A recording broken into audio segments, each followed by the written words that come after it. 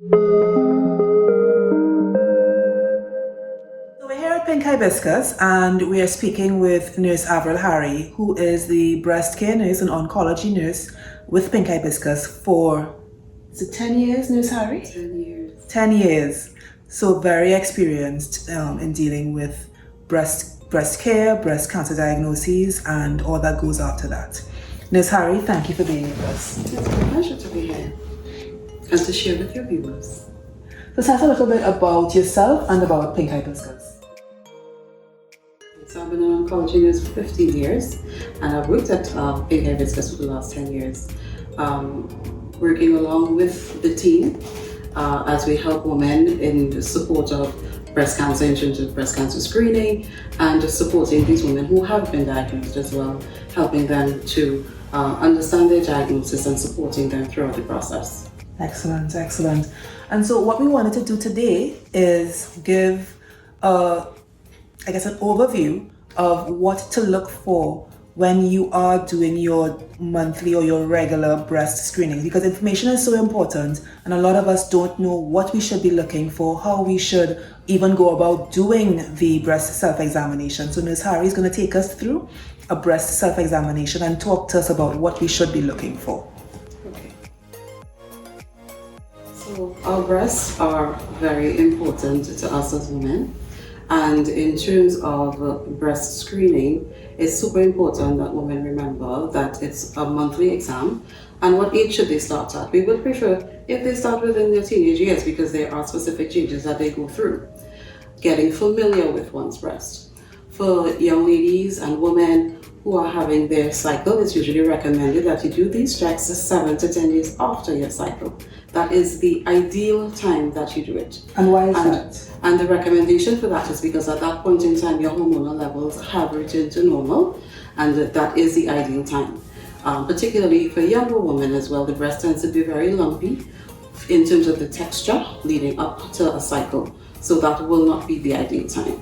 So we prefer, the recommendation is 7 to 10 days after you've had your cycle. Okay. And the key thing too is that by doing it regularly, doing it consistently in this manner, it allows you to become familiar with the texture of your breast, and therefore any changes you'll be quite easily be able to pick up on them. Okay, good. So the key is you're not looking for something specific, but you're getting used to what your breasts feel like. Correct. So that anything that feels different, you are aware of. Precisely. Okay, precisely. And I mean, this is one aspect of breast health checks. Okay. So this is doing the breast self-examination, and of course, it is recommended once a year you have a clinical breast examination done by your physician, for example, your GP, your family doctor, or the breast specialist. Okay. And that once a year check is recommended at any age, even with the teenagers that you just mentioned, or as you get older? So particularly also for women in their reproductive years, those annual checks are recommended, and formally commencing at the age of 40. That's where women will do their mammogram, their examination, and their breast ultrasound scans. Okay. All right, so let's pause. And can you show us what we're doing when we're doing this breast self-examination? Okay, so we're going to be utilizing a model here today. And with the model, so key thing is you want to use this aspect of your hand. So you're going to be making nice circular motions around the breast. You do it lightly at first, and of course it's your breast, so therefore you'll know how deep you can go as well. And it shouldn't be a painful process at all. So you're doing that very gently, all the way around. That's one way, and then you want to do it linearly as well. Yes, and then you want to also go across the breast as well. So that's just one aspect of it. Then you want to also, and this is in terms of just the touching aspect of it, but also not just the breast, you want to also examine under your arm as well. That's also an integral part of the breast self-examination. So that's one bit. Also paying attention to how you look. So therefore, standing in front of the mirror, preferably with your hands above your head as well, you want to also take a look at the area and also do that examination. Also very important. Okay. So the first exam, what you just showed, we're lying down, we're in the shower. So I heard in the shower with soap, it's easy. So I've heard different things. Yes. So I think each individual will have their own preference, and I think you try to do which works best for you. There's no right or wrong in this regard. The key thing though is to do it once a month. Okay. Okay. All right. So I'm just going to repeat just to make sure that I'm clear and that the underpinnings family is clear. Sure. So we're doing this breast self exam at least once a month. It's 7 to 10 days after That's the your ideal cycle. time, It's yes. the ideal time. And I think whichever way we're doing it, if we're lying down, or if we're in the shower, if we're standing in front of the mirror and looking as well, hands above, or at least I guess one hand is above your head. And what does that do? So that is, again, to allow for full exposure of the breast tissue to be able to properly examine yourself. Okay. And we're starting touching gently in, I guess, a circular motion. You could do it circular, anti-clockwise. The key thing, do it consistently. Consistently all the way Correct, around. and continuously, correct. And then we're doing linearly, Correct. up and down. Yes. And across then as well. horizontally Correct. as well. Okay. And we're checking as well, so that's the breast tissue itself. We're also going under the arm. Yes, and also under the arm is also important as well. Okay. And also equally important is the nipple. That's an important part of our breast as well. Right. So Okay. you want to also pay attention to the structure, the shape as well. Again, each month as you do it, you want to again look to see if there are any changes and give a gentle squeeze to the nipple as well to ensure that there isn't any fluid coming through. Okay. Now on that matter, after you've had a child and you've breastfed, sometimes years after you've stopped, you're still going to get fluid. So what is the general recommendation in that sense? In that particular instance, I would say definitely that you should see your doctor, see your specialist, because there are different reasons for that happening. So again, by you doing this consistently, regularly, there are certain things that you'll be able to realize that there's a trend. And it's always important to incorporate your team, your doctor, as part of that discussion. Right. Okay. Well, thank you, Nurse Harry, for that. That was very informative. So ladies, now you have no excuse. We know exactly what we should be doing with respect to our monthly self-examination, when we should do it, how we should do it, and most importantly, what to look for. And what we're looking for is any change that is different from how your breasts normally feel.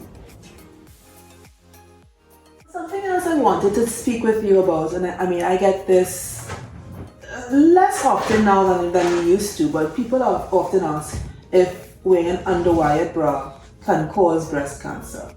What do you want to say about that? That is an absolute truth.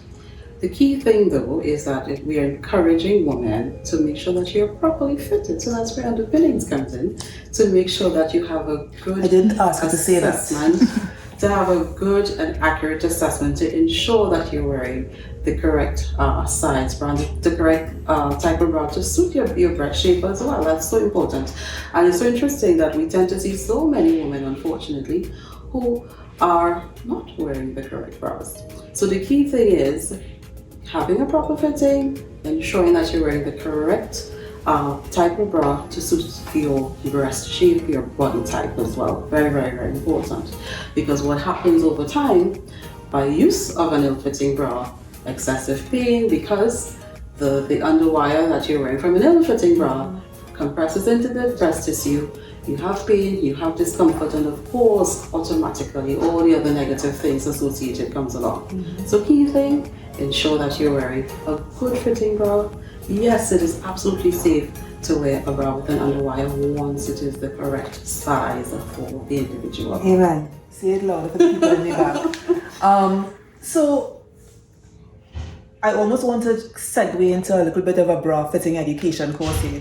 You'll indulge me.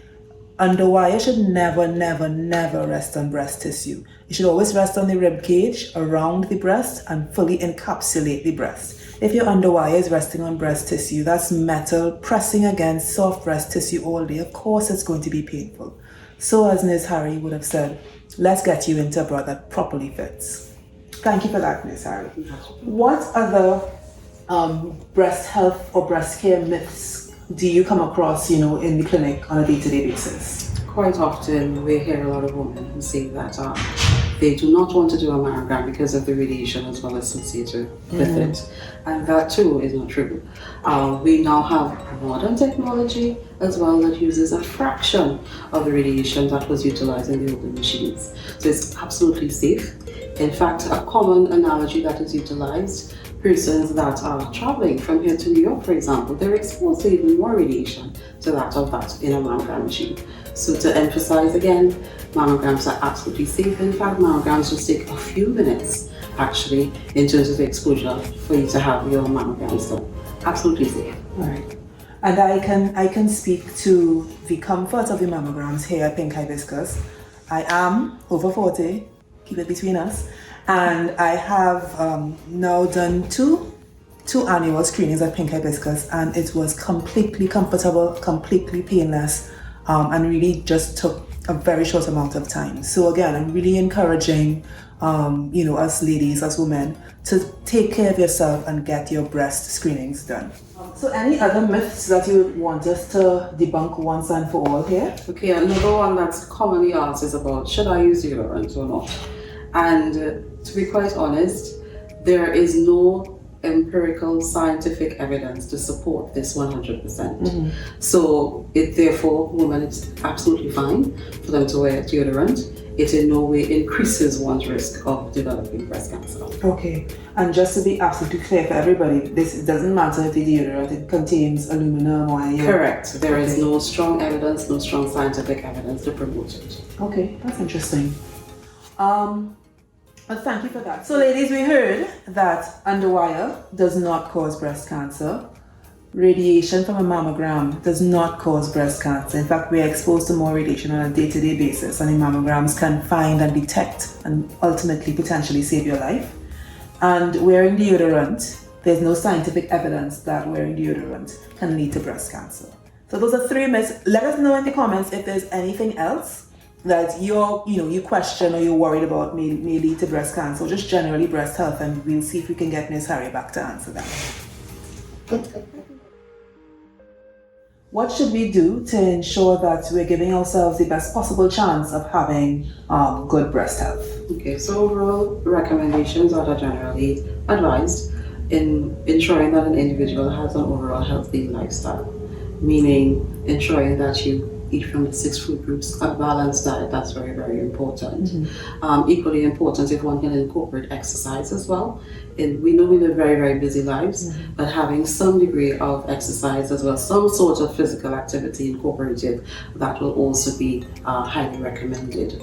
And equally important, in addition to what we would have spoken about earlier in terms of doing breast health examination, ensuring that one does their annual breast examinations with their breast specialist. That's absolutely important, because as we would have identified earlier in terms of the sizes and so on, that we will be able to find a lot during the breast examinations. Doing annual breast self-checks allows for early detection. It therefore means we can therefore find lumps that are small or even before they develop as a lump. Something that I should mention as well, given that we spoke about living healthy lives and exercising, even the use of a proper fitting sports bra during whatever type of sporting activity that you're doing, that's absolutely important, because when we make one step, the breast makes a figure 8.